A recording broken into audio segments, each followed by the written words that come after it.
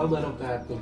Perkenalkan, nama saya Aja Sudraja, mahasiswa PPG dalam jabatan Kementerian Agama tahun 2023, BIT 1 di LPTK UIN Syarif Hidayatullah Jakarta. Saya bertugas di SD Islam As-Suryania, Kecamatan Mustika Jaya, Kota Bekasi, Jawa Barat. Praktek pembelajaran ini merupakan rangkaian yang terdiri dari RPP, bahan ajar, media pembelajaran, LKPD, instrumen evaluasi pembelajaran. Baik, kita langsung saksikan saja videonya. Assalamualaikum warahmatullahi wabarakatuh.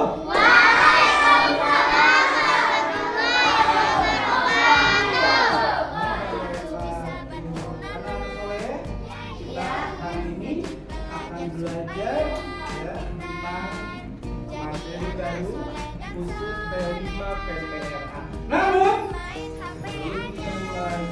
biasa kita silakan ikuti oleh kelas.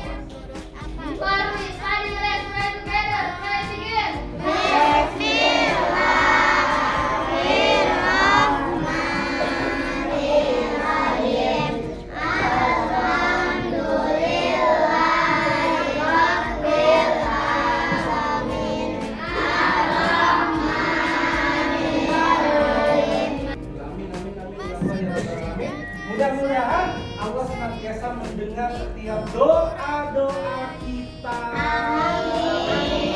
Dan mudah-mudahan kalian juga tetap terus semangat untuk selalu belajar. Kalau muslimin kalian itu alakul dari muslimin wa muslimatul wajib. Nah, anak-anakku sekalian, sebelum kita lanjut, kita SDQ. Karena hari ini temanya adalah terkait dengan P5 dan PPRA, maka ingat kita tepuk P5. Apa semuanya? Oke, semuanya tepuk P5. Proyek penguatan profil pelajar Pancasila. Yes, yes, Allahu Akbar. Surya bilang,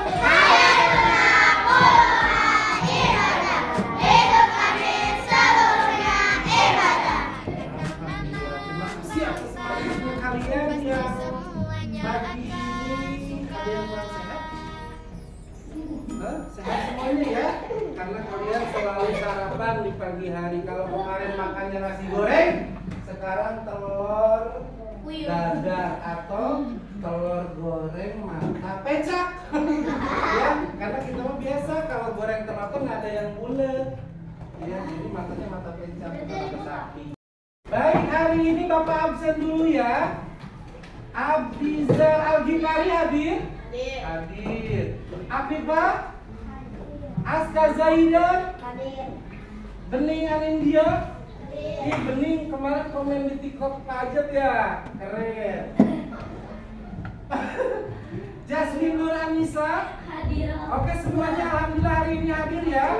Oke. Nah, sebelum kita lanjut, kita nyanyi lagu Indonesia Raya. Siapa yang hafal lagu Indonesia Raya? Hafal semuanya. Silakan dipimpin oleh ketua kelas. Seluruhnya berdiri. Nah, berdiri.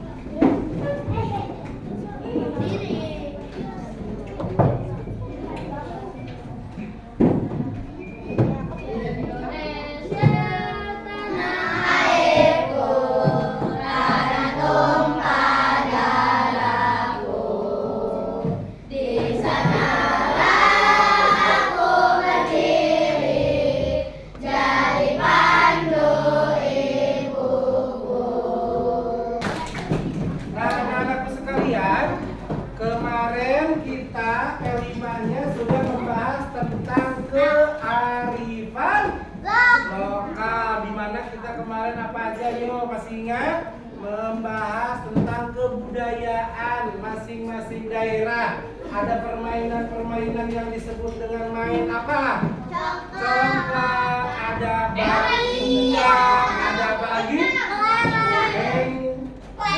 Terus kelereng, terus apa lagi?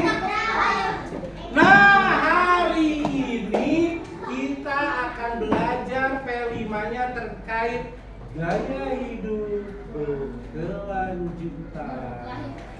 Ya, bagaimana kita sebagai manusia yang dititipi oleh Allah sumber daya alam dan alam sebetulnya untuk kita sebagai bentuk keimanan kita, rasa syukur kita, adab kita terhadap nikmat ya atas karunia alam dan lingkungan yang begitu hebat yang Allah berikan kepada kita. Sikap kita harus seperti apa? Makanya tujuan dari pembelajaran P5 ini adalah satu, beriman dan bertakwa. Yang ketiga, beradab. Kemudian, nah terkait dengan materi kita adalah karena gaya hidup berkelanjutan, maka dia membuat proyek ya salah satunya bagaimana melestarikan dan menjaga lingkungan. Nah, sebelumnya Bapak tanya dulu ya di antara kalian, siapa yang sering menjaga lingkungan minimal di kamarnya selalu bersih ada? Ada yang suka berantakan? Buang sampah sembarangan? Hah? Berarti dia tidak beriman, dia tidak bersyukur atas lingkungan. Kalian lihat di sekitar sini banyak pepohonan yang harusnya melahirkan banyak sampah, tapi bersih nggak kalian lihat? Bersih. Bersih karena warga di sini semuanya menjaga lingkungan. Tujuannya apa sih? Supaya alam ini lestari. Kata Allah dalam Al-Quran, "Dhaharal fasaadu fil barri wal bahri bima kasabat." Akhirnya berapa banyak kehancuran di daratan dan di lautan itu tidak lain disebabkan oleh perbuatan manusia. Ya, so manusia dengan serakahnya mengebor lautan untuk mengambil keuntungan sebanyak mungkin. Minyak yang terkandung di dalamnya tiba-tiba terjadi patahan, terjadi tsunami, hancur. Orang yang lagi nyangkut bawa orang yang lagi main terbawa. Maka tugas kita menjaga lingkungan. Coba kalian pernah lihat nggak di laut? Itu banyak lautan yang sudah tercemari oleh sampah. Apa sebabnya? Buang sampah sembarangan. Harusnya sampah itu dibuang di tempat sampah. Ini malah buang ke laut. Maka sebagai bentuk iman kita, adab kita terhadap lingkungan, salah satunya adalah buanglah sampah pada tempatnya. Ada dua jenis sampah. Yang pertama sampah apa? Organik. Yang kedua non-organik. Baik, sekarang Bapak akan memperlihatkan video kepada kalian tentang pengelolaan sampah. Nah, nanti proyeknya hari ini adalah bagaimana kalian membuat sapu tapi dari barang bekas. Salah satunya dari aqua. Banyak aqua yang kadang dibuang di sungai-sungai, akhirnya pas hujan lebat. Banyak aqua yang kadang dibuang di sungai-sungai, akhirnya pas hujan lebat banjir. Akhirnya buaya keluar, ular keluar, gorila keluar. Ada apa? Ya karena mereka udah sumpah terlalu banyak sampah. Kalau misalkan terjadinya longsor di pegunungan, banjir dan sebagainya, itu disebabkan apa? Karena penebangan pohon sehingga tidak memiliki kekuatan untuk alam. Ya, akar-akarnya mengering, akhirnya terjadi longsor. Nah, makanya salah satu upaya kita melestarikan lingkungan juga adalah dengan menanam pohon dari mulai kecil sampai dia tumbuh dewasa, tumbuh besar. Cara yang mengetahui jenis-jenis sampah, kemudian apa penyebab misalkan bahaya daripada kita ketika kita tidak membuang sampah pada tempatnya. Baik, mau nonton videonya enggak? Kita saksikan videonya. Dengarkan ya. Halo anak-anak, hari ini kita akan belajar tentang sampah. Ada yang tahu dari mana asalnya sampah? Ada yang tahu dari mana? Dari makanan, Bu. Bekas bungkusnya akan menjadi sampah. Betul sekali. Karena sampah berasal dari kegiatan kita sehari-hari. Makan, mandi, sampai belajar pun bisa menghasilkan sampah.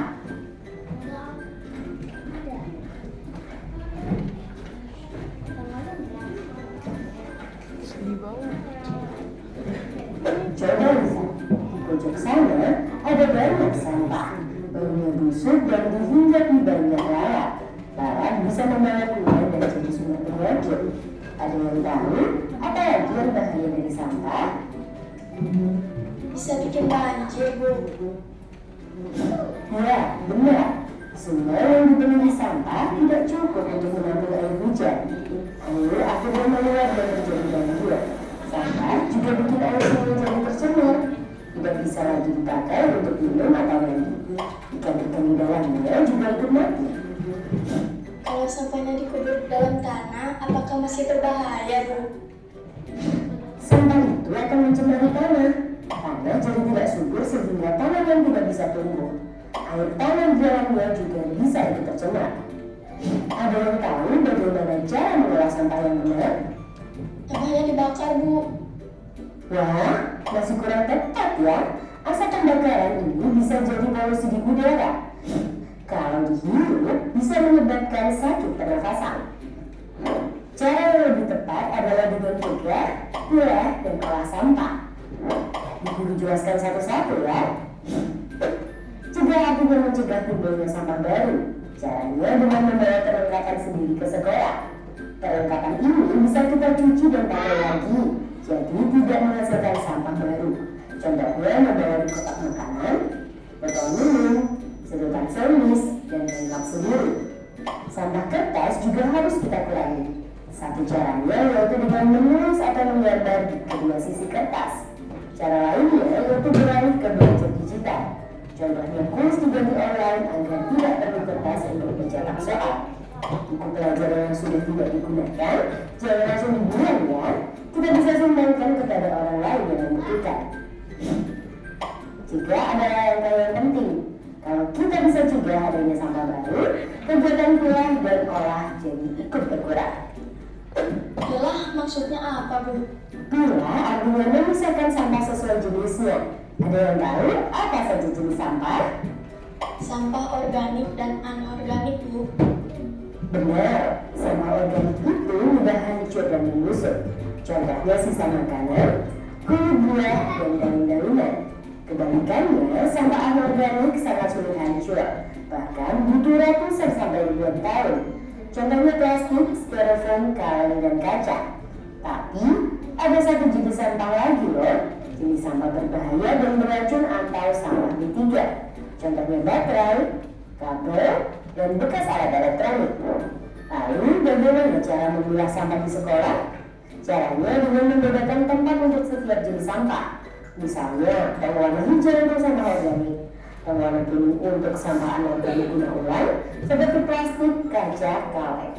Dan tong warna biru untuk sampah anorganik daur ulang yang berbahan kertas. Sedangkan tong warna merah untuk sampah B3. Supaya mudah dibedakan, kita juga bisa tambahkan gambar contoh sampahnya di tong. Jadi, buang sampah harus di tempat yang sesuai ya. Jangan membuang sampah di mana-mana.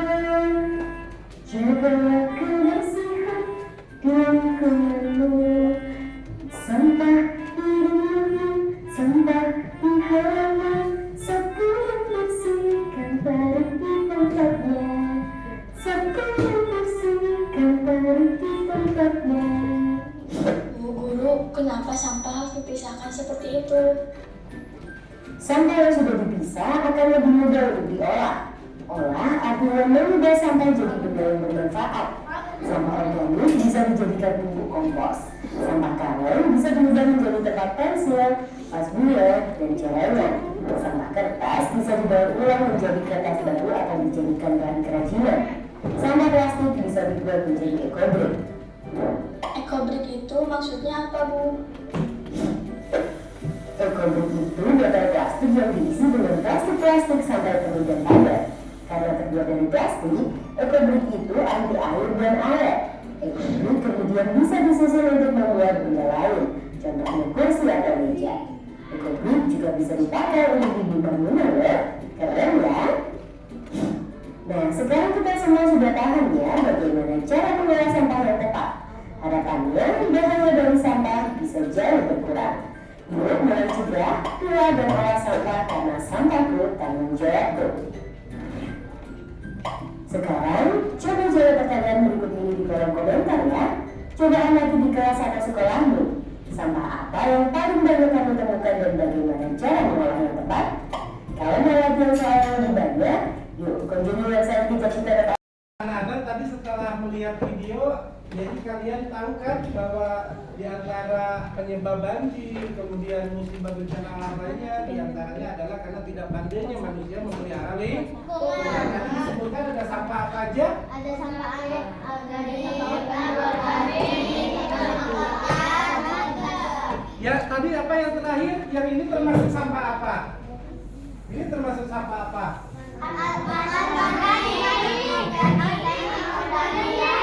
Tadi Eko Patrio. Ya, Peter Ekobrik yang bisa didaur ulang kemudian bisa dibikin apa aja, tapi nggak boleh dipakai buat buku-bukunya. Nah itu? Halo. Enak banget ya. Nah sekarang kita lanjutkan membuat proyek ya. Salah satunya yang akan kita lakukan adalah bagaimana memanfaatkan sampah-sampah ini ya menjadi sesuatu yang bermanfaat. Nanti Bapak bagi berapa kelompok? 1, 2, 3, 4 kelompok untuk 5. 1, 2, 3, 4, 5 kelompok untuk kalian kemudian nanti memotong-motong ini, kemudian mencelupkannya, kemudian menjilatnya dalam. Ya memotong-motong kemudian dikemas menjadi sesuatu yang bisa kalian gunakan untuk menjaga lingkungan. Contoh buat apa? Buat sapu. Untuk apa gunanya? Menyapu lah, masa untuk menimbun tetangga ya? Menyapu. Ya. Nah, ada juga nanti Bapak kasih kalian kain-kain bekas. Ya, tapi yang pasti bukan bekas orang gila. Ya, kain bekas yang sudah tidak terpakai, kemudian nanti kalian potong-potong dan dijadikan proyek membuat eset. Ya, oke. Ini kelompok berapa? 1, 5. Yang ini? Oke. Kelompok 3. Balik ke belakang ya.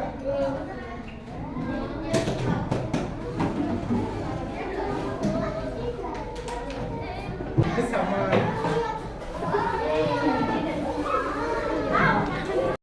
nggak boleh bersiaran. Nah, Ayo, yang lain silakan dikerjakan, dibikin. Ya.